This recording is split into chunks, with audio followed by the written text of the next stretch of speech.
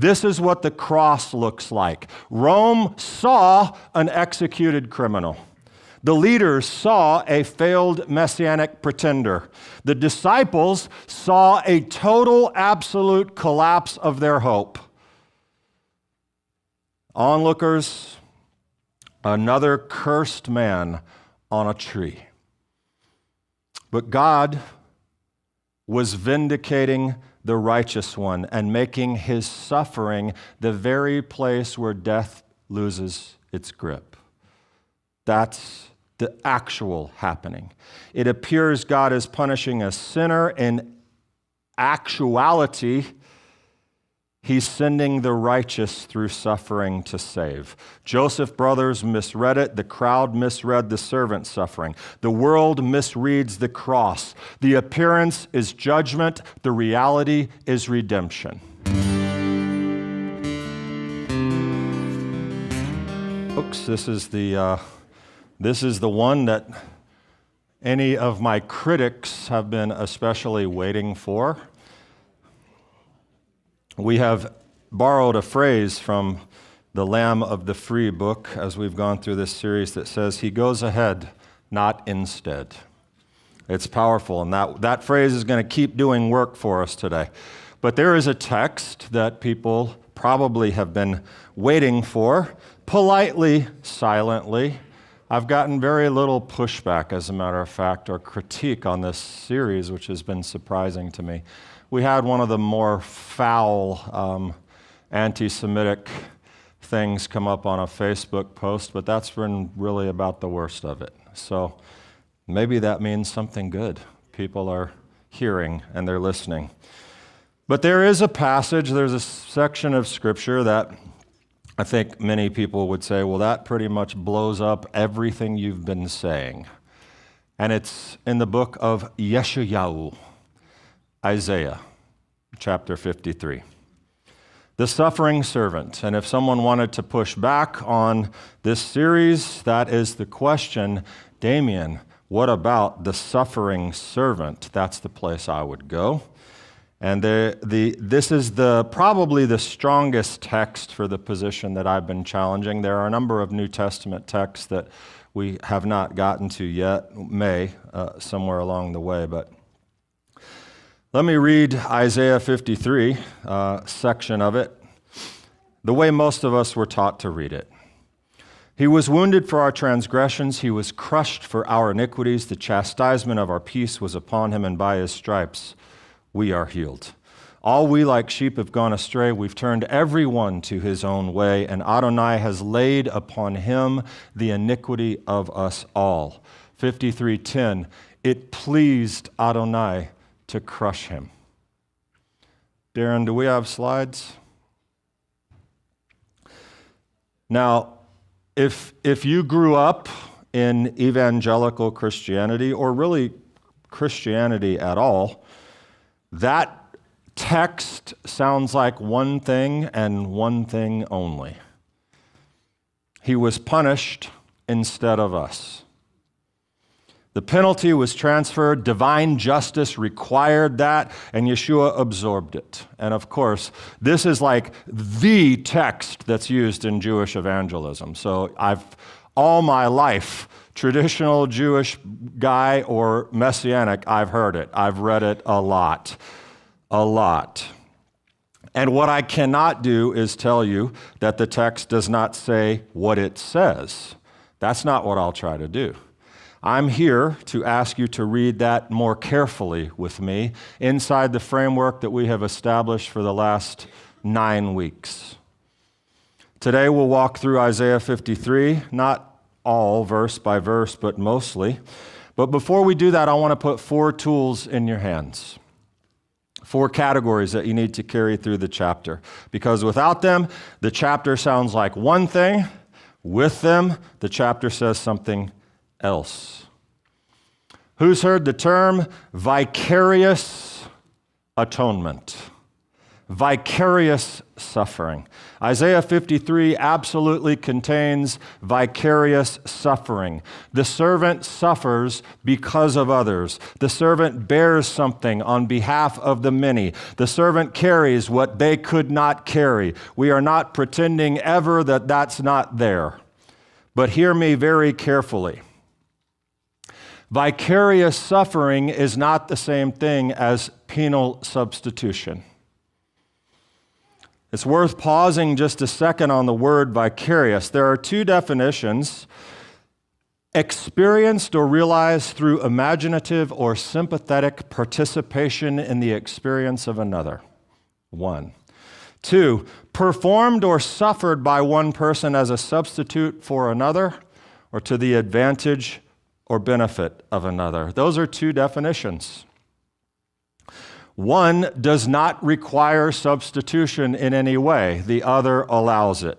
The same word goes both ways. It is not surprising that it can be interpreted. However, that should cause us to land specifically on one when there is more than one. Vicarious suffering is real. Vicarious suffering is biblical. It is everywhere in the story that Israel has been telling for thousands of years. Years before Jesus. But vicarious is not the same word as penal substitutionary. Penal substitution is a specific and further claim with 4 other parts. That 1, God's retributive justice required punishment. 2, that the punishment was legally transferred from the guilty to an innocent substitute. 3, that God's divine wrath was satiated, satisfied by the transfer. And 4, that forgiveness became possible as a result of those things.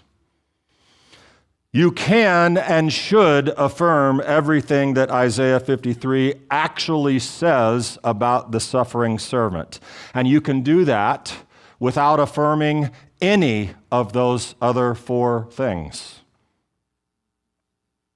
And it is worth noting, and I haven't said this yet, but the fully formalized version of penal substitutionary atonement, it is credited to Anselm, in the late 11th century. The reformers took that and crystallized that a few centuries later. So listen, what I'm saying to you, none of this is asking you to stand, to dissent from 4,000 years of biblical solidarity on this idea. There is not unbroken consensus. That stuff is later. I'm asking you to look at a doctrine that became standard only really relatively recently, even though the 11th century is a long time ago. It's not Isaiah's time. So the first tool is simply to understand vicarious suffering. 2, this little word for, F-O-R. A word that we just don't think about it. He was wounded for our transgressions. He was crushed for our iniquities. By his wounds we are healed. When most of us hear for, we hear instead of. Wounded instead, crushed instead, suffered so we would not have to. But for does not automatically mean instead of. For can mean because of, on account of, for the benefit of, on behalf of. Because if for only ever meant instead of, the New Testament would be kind of a mess to interpret. Ephesians 3:1, Paul is a prisoner for the Gentiles, not instead of them, on their behalf. In 1 Corinthians, the Spirit is given for the common good, not instead of the common good, on behalf of the common good. No one reads those that way. The English word for, it carries a range.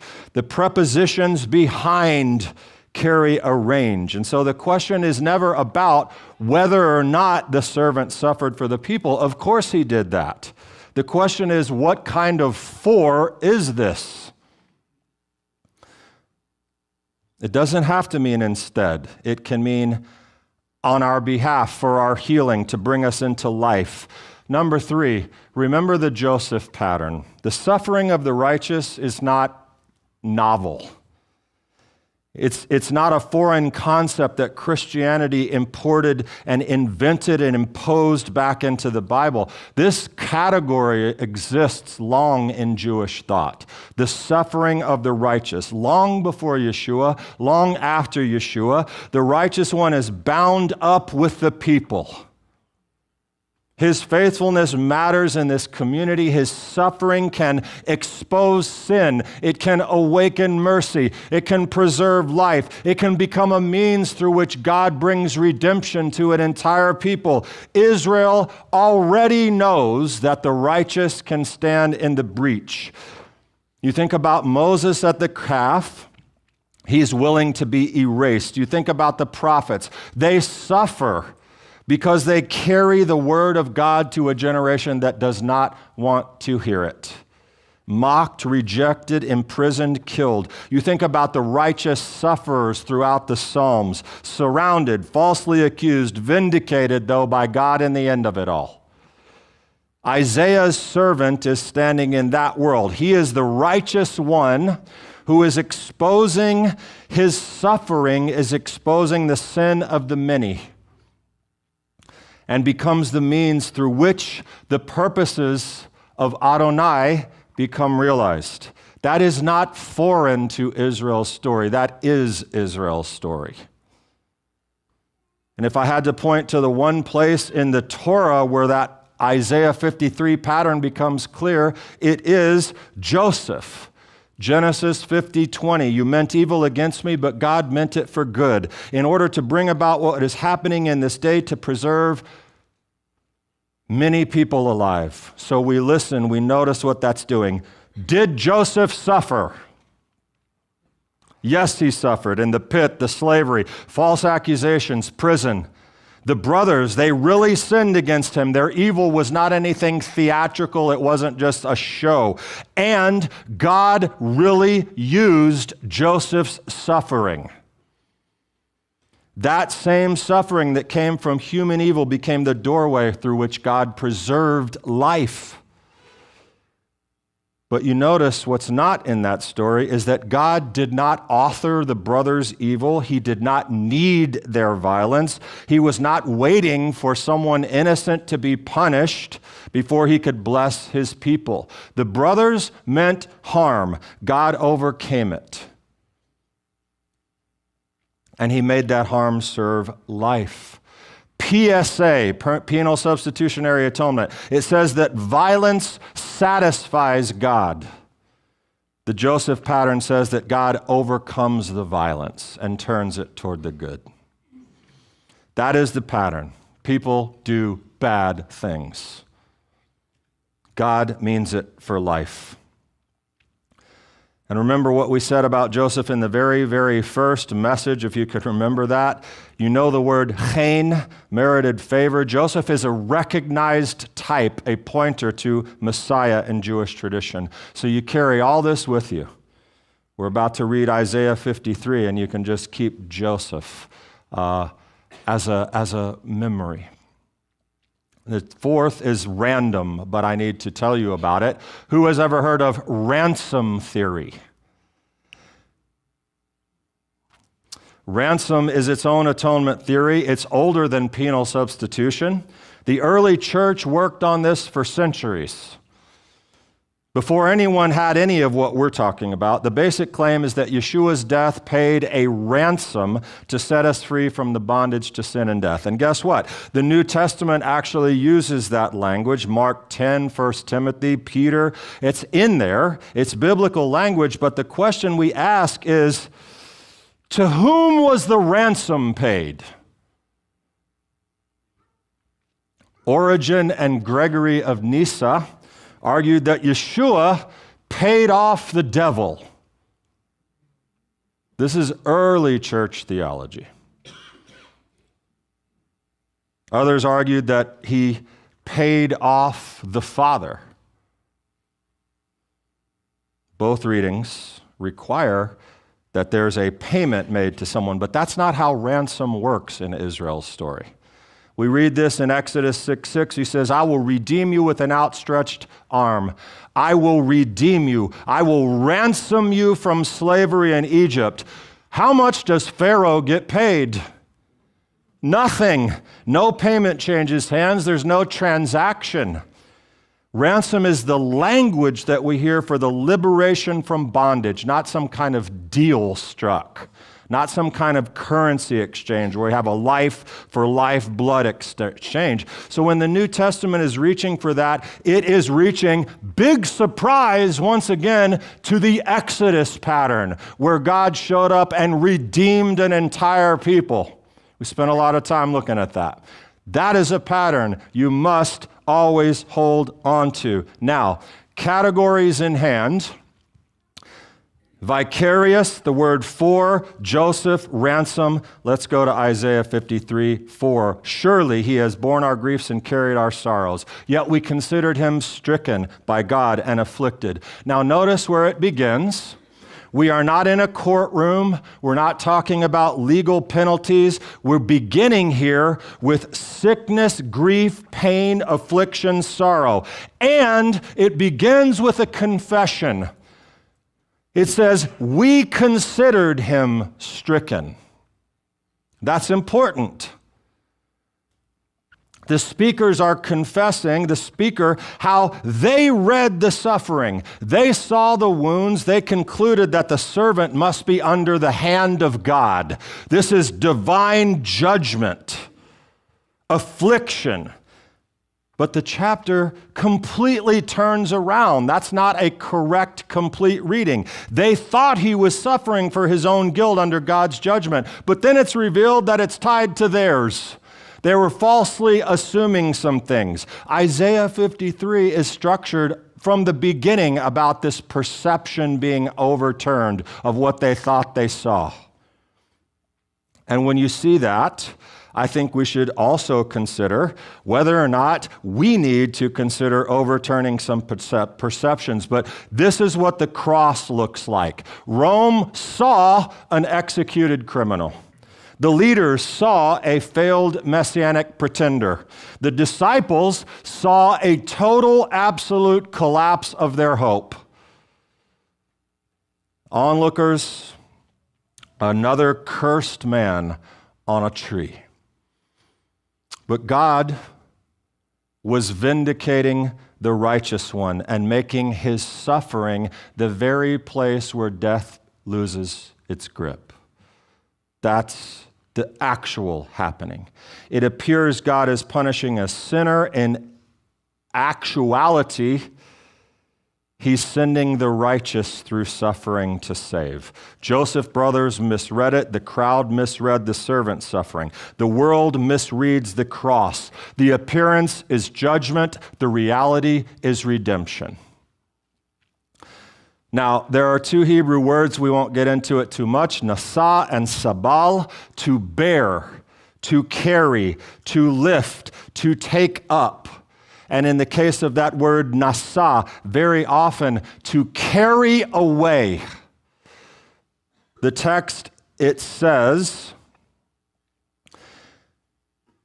he has borne our griefs and carried our sorrows. Nasa, sabal.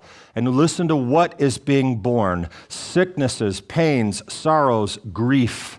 This is the death-dealing conditions that we have spent time talking about that oppress the human body and the human spirit. You should remember that language when we talked about Yeshua encountering the forces of death, walking through the Galilee, the Metzora, the leper, the woman with the flow, Jairus' daughter, Lazarus' daughter. In every encounter, impurity does not spread to him. Purity goes out. Holiness spreads. Life moves outward. Isaiah 53 is a prophetic statement of what the Gospels are going to show you in action. The servant bears the sicknesses and carries them away.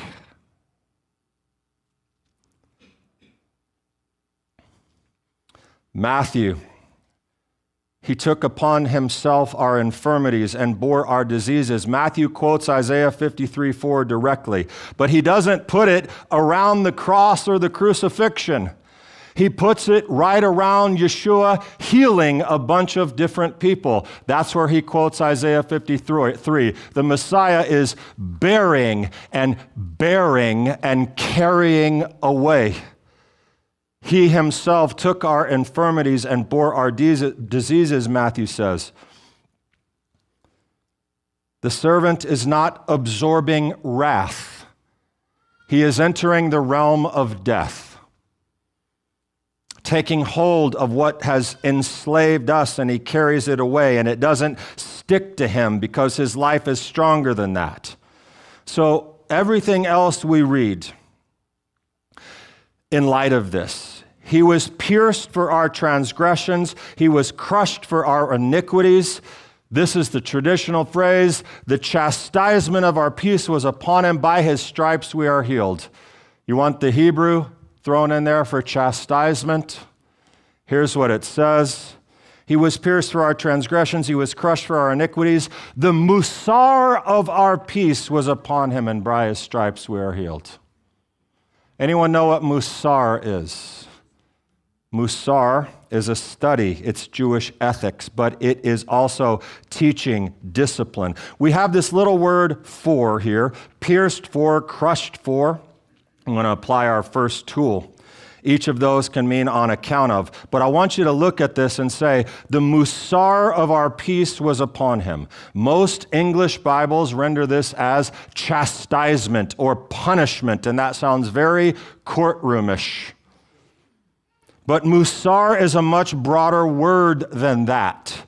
Musar lives in a world literally of father-son formation.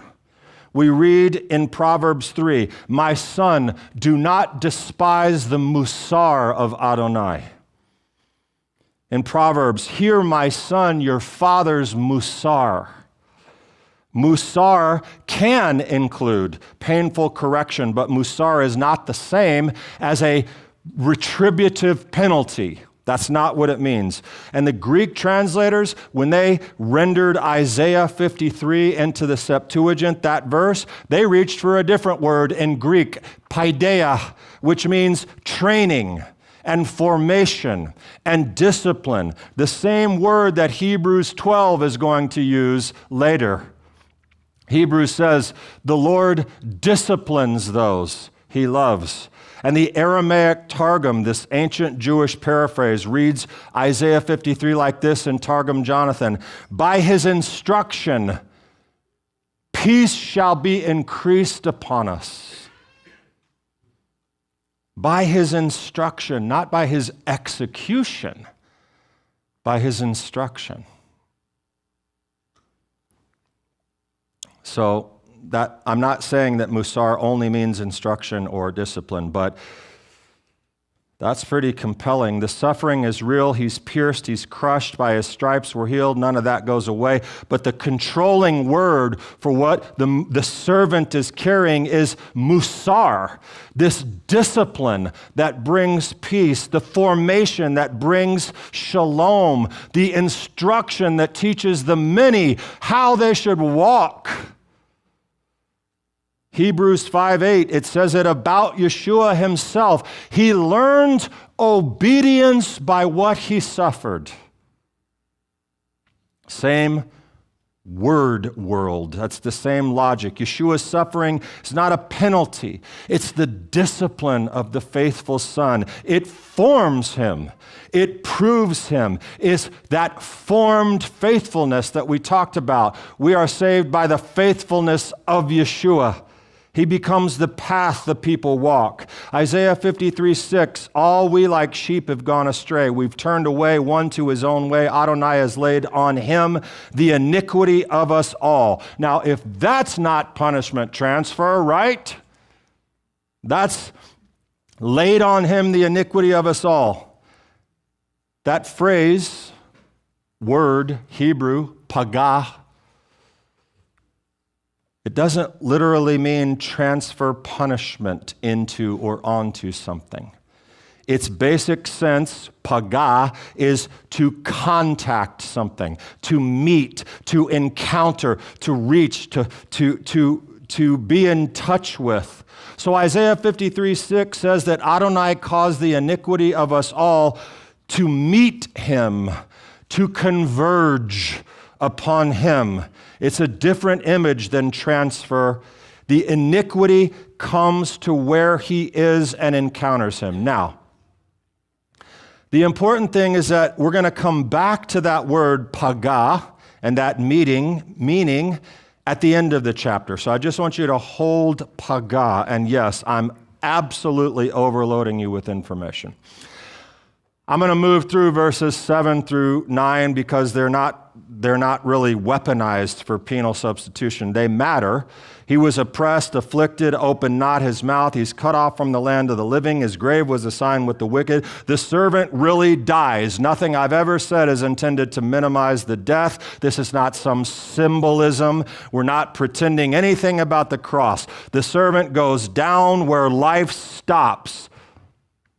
It's costly. It's genuine. Okay? But just hold that. In Isaiah 53:10, and this is also technical, so please stay with me. The King James says, it pleased the Lord. It pleased God to crush him. Pleased him to bruise him. He put him to grief. When thou shalt make his soul an offering for sin, it says. The TLV reads, it pleased Adonai to crush him by disease. When you make his soul an asham, what's an asham? It's a guilt offering. He shall see his offspring. He shall prolong his days. Both of those translations are there on purpose because the King James gives you something really useful here. It's totally wrong, which makes it really useful. The King James renders that word asham as an offering for sin. That is the natural thing that people hear when they read this. Sacrificial system, the blood carrying the sins away, that's the wrong category. It is sacrificial language. It is the guilt offering. Leviticus 5, Leviticus 7, it's very specific. But the asham cannot import penal substitutionary framework. Guilt offering does not mean God needed punishment and that punishment landed on Jesus and the transaction is complete. That is not how the asham offering works in the Torah. We have talked about this. Let me remind you, it's a reparation offering. When someone wronged another, the Torah required two things together. Restore what was taken plus a fifth more. Then we bring the ram, and the whole structure of the asham is built around making the wronged party whole through repair and restoration. There's no penalty. The wrong gets repaired. So Isaiah 53 uses sacrificial language, but it is not penal substitutionary language, which I've been telling you for 10 weeks. It pleased Adonai to crush him. What in the world do we do with that? How is that? Why is that? Well, I'll tell you something interesting that you may never know, and you can find this in certain footnotes, the New Revised Standard Version. That Hebrew is uncertain. It's difficult to translate. The Septuagint reads that very differently. Adonai wished to purify him from the plague. That's quite different.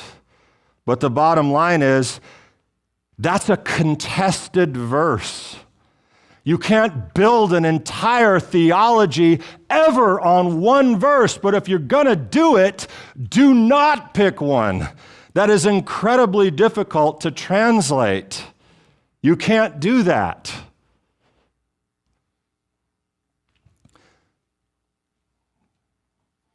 But then it says, when you make his soul in Asham, he shall see his offspring, he shall prolong his days, the will of Adonai shall prosper through him. I'm not finding God's wrath being satisfied. This is the language of God's purpose being fulfilled through the servant's faithful suffering, which takes us right back to Joseph 50:20. You meant it for bad. You thought it was bad. God meant it for life. The servant's death does not satisfy something in God like that. It becomes the doorway through which the will of Adonai will prosper for the cosmos, 1 John says. It doesn't end, Isaiah 53, with the crushing death of the servant.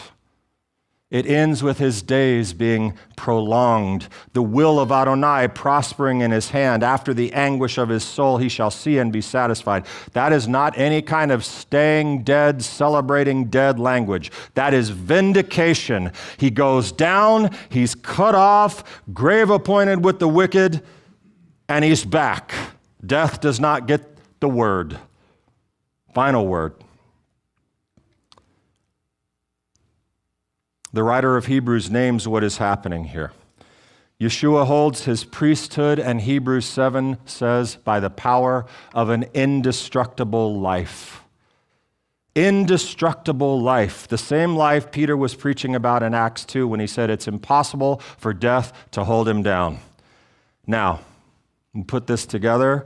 The servant carries our sicknesses. He carries our pains. He carries the forces of death we could not carry. He goes into this wreckage. He goes into this place where sin has done its worst work. He bears it. He dies under his weight, under that weight, and then the life of the servant emerges stronger than the death he carried. That is the center of Isaiah 53. Not God is a punisher.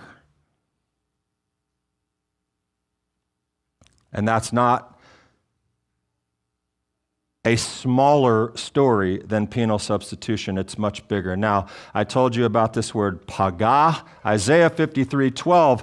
He bore the sin of many and made intercession for the transgressors. Made intercession. That comes from the same word we met back in Isaiah 6, where our iniquity was caused to meet the servant. Pagah. In verse 12, the servant intercedes for the transgressors. It's the same word, the same root, the same meaning. Meeting, contact, mediation. The servant is not the punishment receptacle. He's the meeting point. This is where the people's iniquity is confronted, carried, brought before God. In later language, this is what we learned about, the sanagor. The imagery, the advocate, the defender, the mediator. This is Moses on the mountain, the righteous one standing in the breach. This is the chain-bearing tzaddik interceding. So the opening showed us this misperception being overturned in the chapter. The middle shows us the carrying away of the sicknesses, the discipline, the formation of the son, the meeting of the iniquity, the real death, the real vindication, and now at the close, the meeting that looked like punishment is revealed as intercession. And one more thing, and then we close.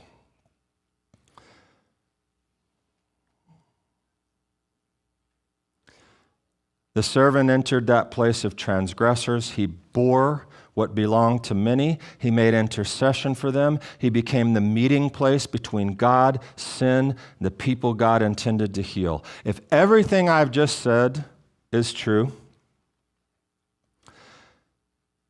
what does this mean for us?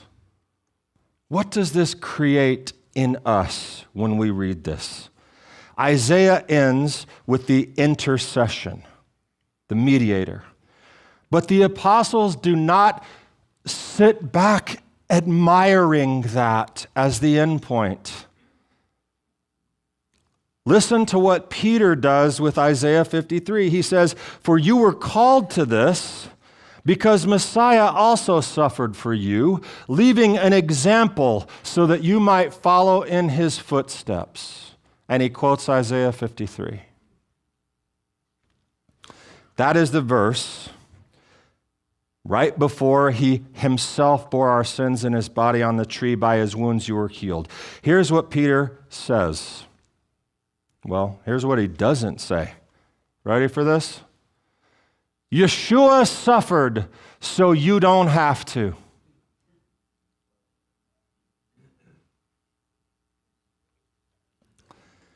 He says Yeshua suffered for you, leaving you an example that you might follow in his footsteps.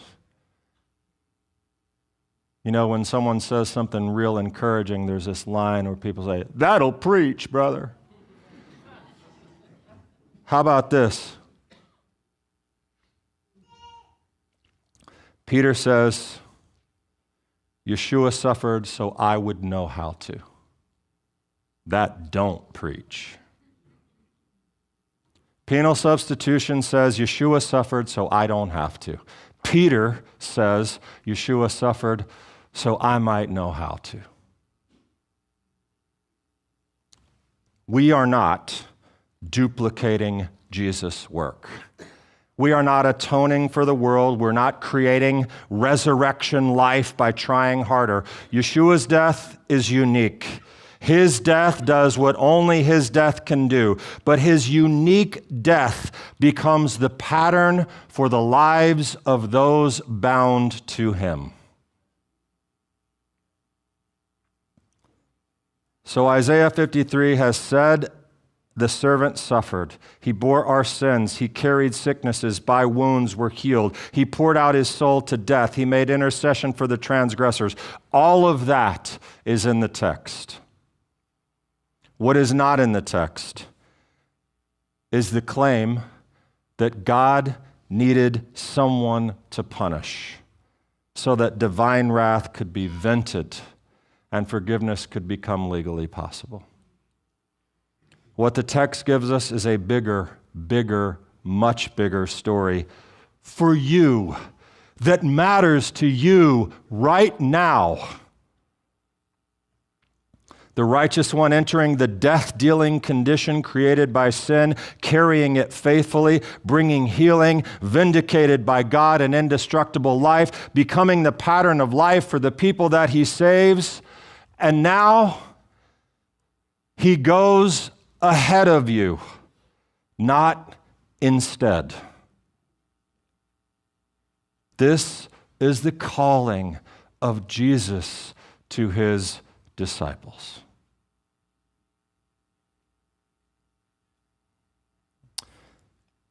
And next week, we'll make it as practical as it can be as we conclude Atonement Explained.